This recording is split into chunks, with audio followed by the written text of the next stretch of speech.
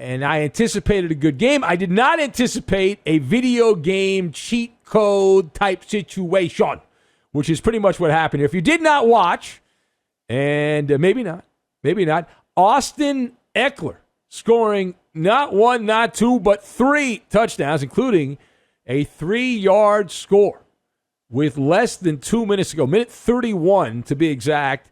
And the Chargers hold off the Browns 47-42 in a track meet, a game that featured multiple missed extra points by L.A. Justin Herbert putting up another 300-plus yard performance there, his 11th 300-yard game, 398 yards, came this close to 400, as you know, and tied with 4 touchdowns, a career high 4 touchdowns, and the Chargers were zinging and zagging all over the place. They were getting it done. 165 receiving yards for Mike Williams.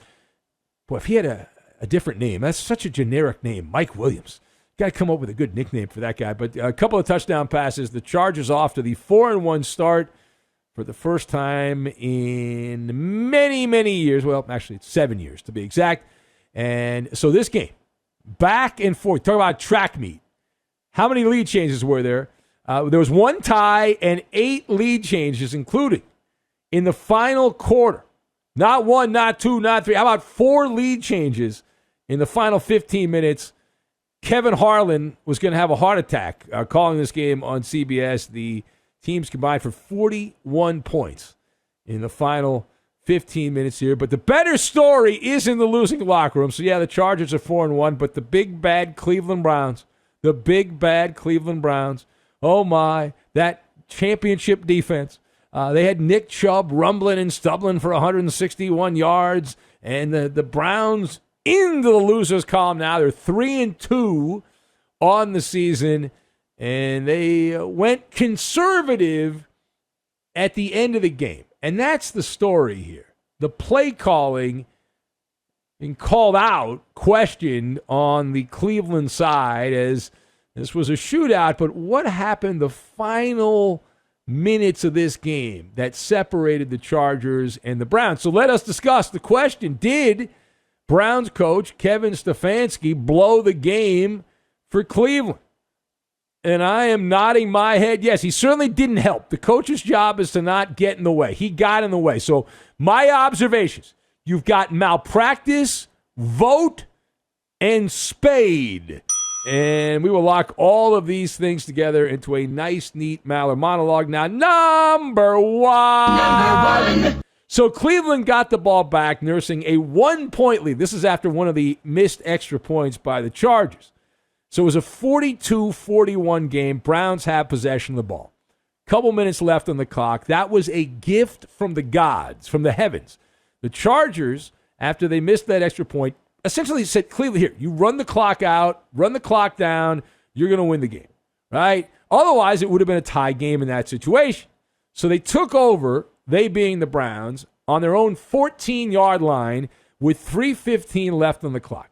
You saw the game, you know what I'm talking about. So you have the number 1 rushing attack in the NFL. All you have to do is run 3 minutes and 15 seconds off the clock. Some combination of runs and passes.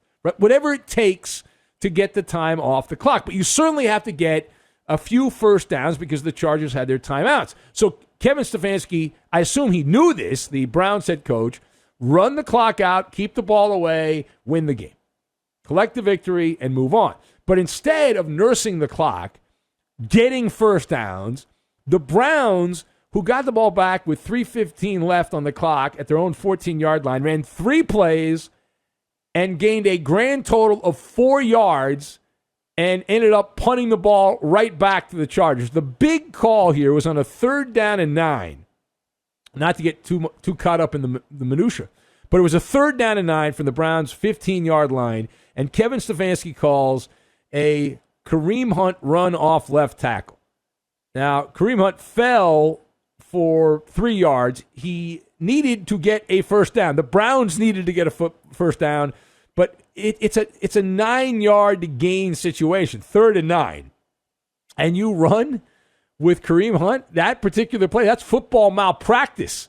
is what that is. Running that play, Cleveland, they ended up punting the ball on 4th and 6, handing it right back to the Chargers, who had only used one timeout. And 5 plays later, the Chargers had scored the go-ahead touchdown.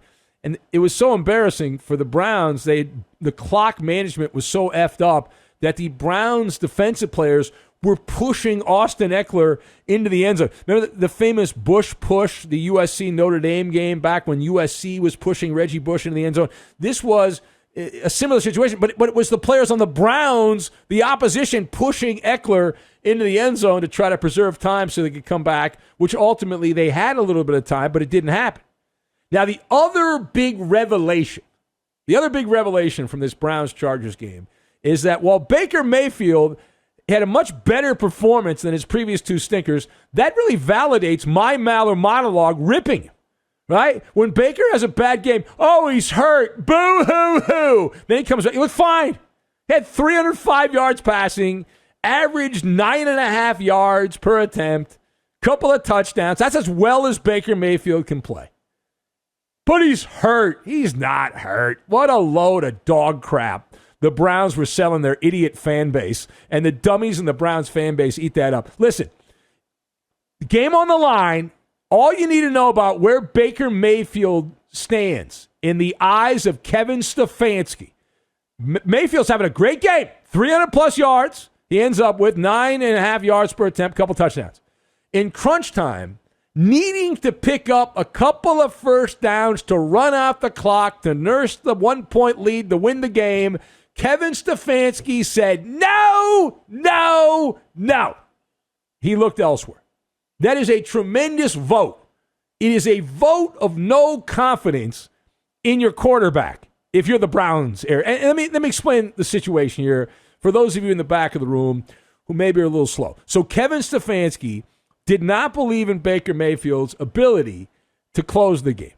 There's no other way to spin it, right? The coaching staff, it would appear when you are watching the Browns up close here, play action, they love Baker Mayfield on play action. But in other situations, not so much. Out of that shotgun, the play action, that's the way to go. But with the other teams aware that Baker Mayfield is likely to throw, you get a generic brand quarterback. Now, look at the play calling here. That's my evidence here. The play calling, very conservative. Now, they got the ball back, 1-point lead, the Browns did. They ran Kareem Hunt off right tackle for 1 yard. Then they did allow Baker Mayfield to throw. He threw a deep pass that was incomplete to Rashard Higgins. That was down the left side. So at that point, you've already run 2 plays. Now it's a 3rd down and 9. So before the 3rd down and 9, you'd say you've got to throw the ball in that situation, right? But no, they ran, as we said, they ran Kareem Hunt off left tackle for 3 yards. If you're going to throw on 2nd down and 9 and you don't convert, you then have to throw on 3rd down and 9 because you've got to get a couple of first downs unless you don't trust your quarterback. Ding, ding, ding, ding, ding, ding, ding. And the Browns don't trust Baker Mayfield. That's one of the reasons they haven't given him the big contract. They don't trust this guy. And Kevin Stefanski just spelled it out for you, right? If you have an A-list quarterback, if your Patrick Mahomes is out there and you're like, okay, who do you want to have the ball in their hands? Patrick Mahomes, you're going to throw. A-list quarterback. Every A-list quarterback you throw. Baker Mayfield's a C-list quarterback. That's the reality. And Kevin Stefanski, forget what he says. His actions speak louder than words. And his actions say, I don't trust Baker Mayfield on that 3rd down play. I don't trust that he's going to be able to get it done. So I'm going to run the ball again. And essentially give the ball back to the Chargers when your defense has been gouged if you're the Browns. Gouged. And the Browns know that Baker Mayfield's a mid-level quarterback by their actions. All right, final point. So the fact that Cleveland put up 42 points, and they racked up 531 yards and still lost a game is stunning. But how stunning? It is historically stunning. They become the first team in NFL history, including the postseason, right? Ever to lose a game when scoring 40 points, not turning the ball over, ever to lose a game scoring 40 points, have over 500 yards of offense, and no turnovers. Now, the Browns backers will say, well, the referees screwed us. There were some bad calls. And there was a terrible pass interference call in the game. But it should have never gotten to that particular point. Right? Call a spade a spade. The Browns defense malfunctioned, right? Malfunctioned. This is a team that was pumping their chest out. They had all those inflated defensive stats, right? The inflated stats defensively. That's the Browns unable to hang on. They had a 14-point lead early in the second half, in the third quarter there. An elite defensive team. You give a 2-touchdown lead, you win that game. But not the Browns. Browns overrated. Overrated. Chargers, listen, Chargers have a good offense. But the Cleveland defense, all of the talk was elite. This is an elite defense. Nobody wants to play Myles Garrett and the Browns. The Chargers came into this game with the 11th ranked offense in the NFL. They were 14th in scoring. And the Browns defense was second in total defense. They were fourth in scoring defense. And in this game, they were taken to the woodshed and abused. And the Chargers had 493 yards of offense and 47 points. And we gave you the stats on Justin Herbert and all the touchdowns and all that he had. And Myles Garrett, look at the stat line. He had a couple of tackles, he had a sack and a few quarterback hits, but he certainly didn't control the game at all. A stunning fall for the Cleveland Browns defense, and also a vote of no confidence to Baker Mayfield from Kevin Stefanski. Here is Kevin Stefanski, and he's pointing out he's got an excuse for the Browns defense here. He's going to say why the Browns defense sucked, and it's not that they're bad, of course. He's got an excuse. We're trying to score every time we touch it. We're trying to stop them. We've tried various coverages. As you know, I hate to even mention injuries because they're part of the game. But we were into our depth in a couple areas, and I think, I trust the guys that were in there. But we didn't come through, so I would tell you we have to look at all of it. Yeah. I like how the coach says, I hate to mention injuries, but let me mention injuries. Come on. Stop. All right, Baker Mayfield, he's got all kinds of bull crap that he loves to spew out to the media, and people eat this stuff up. Every time we play a soundbite, he gets a new commercial for some insurance somewhere. Here is Baker Mayfield, who says, we just have to suck it up.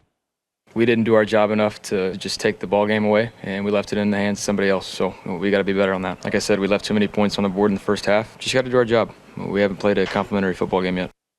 Do your job. Do your job.